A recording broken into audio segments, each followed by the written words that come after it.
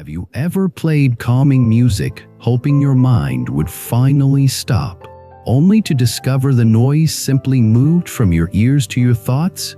Have you ever wondered why the more you chase peace, the more it seems to run away, like a shy animal that flees when you step too fast? Welcome back to the channel. Today we are stepping into a very specific kind of experience that looks simple on the surface but can open something deep if you give it honest attention. A long Buddhist music performance connected to the Diamond Sutra, a Tibetan girl interpreting it with devotion and presence, and a question that quietly changes the whole practice. What exactly are you trying to heal?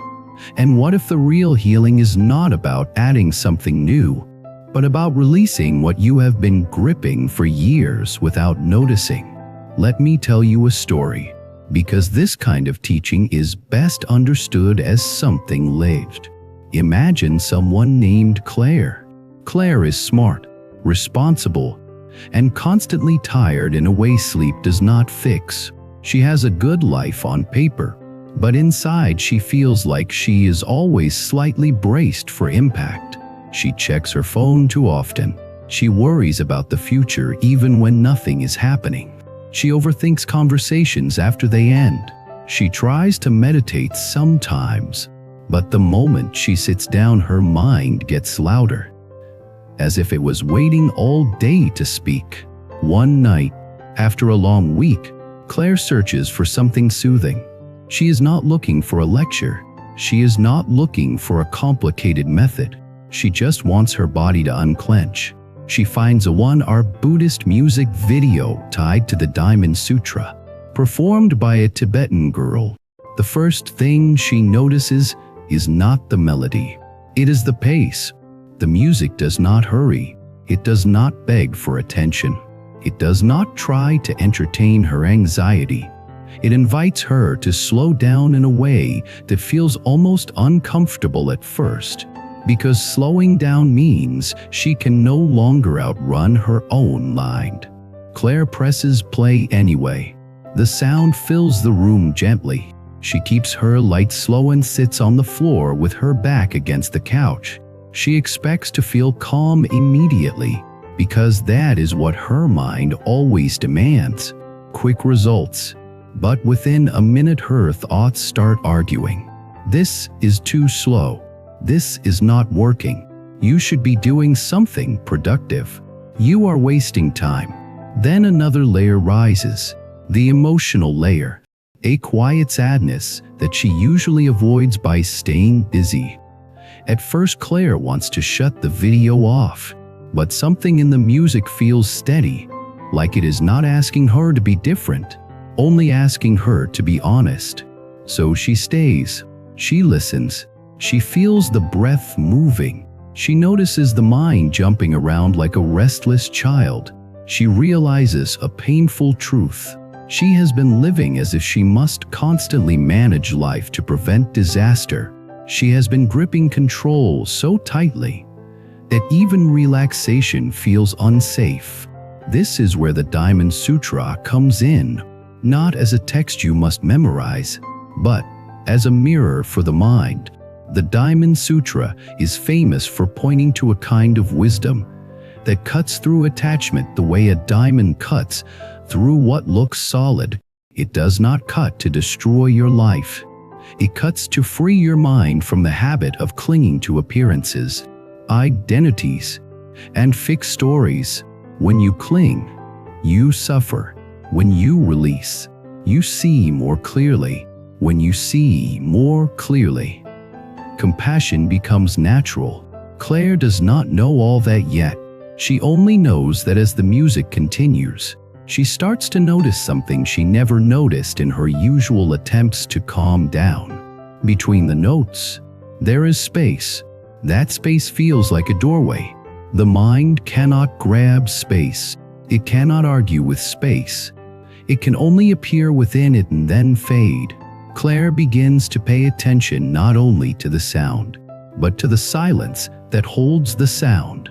This is the beginning of a real practice, not forcing the mind to stop, but recognizing the awareness that is already here, the awareness that can hear sound and also hear silence. As she listens, Claire has a memory from childhood. She is sitting in the back seat of a car at night, watching streetlights pass by. She remembers the feeling of being small and safe, not because life was solved, but because for a moment she stopped demanding that life be solved. She realizes she has not felt that in years. The music seems to return her to that simple permission. Here is a key point. Many people think meditation is a technique for controlling the mind, but the deeper wisdom is almost the opposite. Meditation is training in not being controlled by the mind. Thoughts will arise. Feelings will arise. The world will change. The point is not to create a perfectly silent mental machine. The point is to stop mistaking every thought for truth, every feeling for identity, every worry for prophecy. Claire keeps listening, and the next thing she notices is her body. The shoulders are tense. The jaw is tight. The stomach is guarded. She realizes she has been living in a posture of defense. The music does something subtle. It gives her nervous system a new rhythm to borrow. Not a rhythm of urgency, but a rhythm of presence. She inhales a little deeper without trying. Her shoulders drop slightly. Her face softens. It is not dramatic. It is biological. The body learning that it is allowed to rest. This is also karma in a very practical sense. Karma is not only what happens to you in some distant cosmic way. Karma is the momentum of habit in your mind and body. If you practice tension daily, your system becomes skilled at tension. If you practice returning to calm, your system becomes skilled at calm. Claire has practiced vigilance for years. No wonder calm feels unfamiliar. But unfamiliar does not mean impossible. It means untrained. As the hour unfolds, Claire begins to understand why music connected to a sutra can be so powerful. It is not because the sound is magical.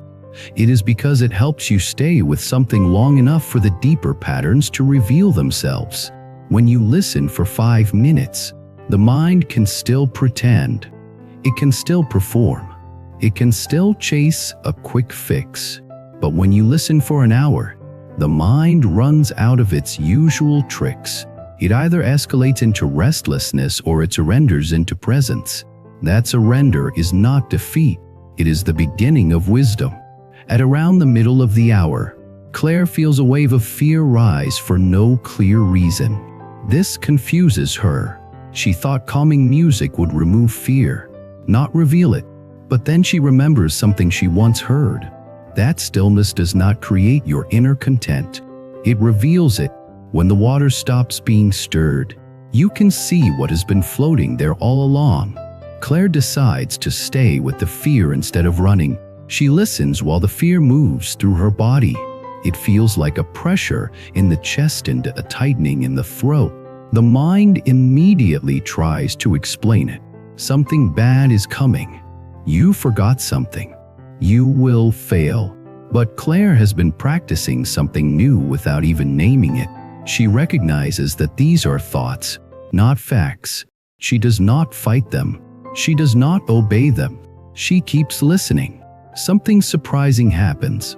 The fear shifts. It does not vanish instantly, but it loses its grip. It becomes less like a monster and more like a passing wave. Claire realizes she has been treating fear as an emergency signal that must be solved. But fear is often just a sensation plus a story. If you separate the sensation from the story, you can breathe with the sensation until it changes on its own.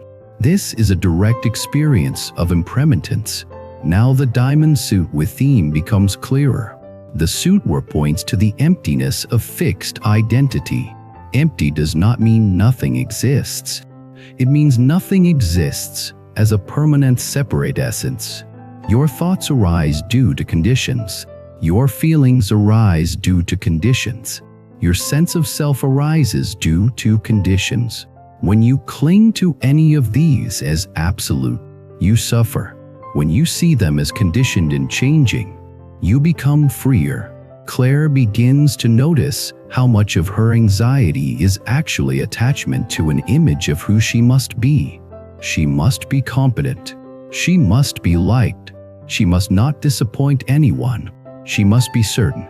She must be in control. These demands feel normal because she has repeated them for years. But they are heavy. They create suffering because life cannot satisfy them permanently. Life changes. People misunderstand. Plans fail. Bodies get tired. To demand permanent stability from an implemented world is to create a lifetime of tension. The music continues, and Claire starts to feel a softness toward herself. This is important. Many people try to heal by attacking themselves. They shame themselves for being anxious. They call themselves weak. They try to force discipline through harshness. But harshness is just another form of clinging. The clinging to an image of perfection. Compassion is different.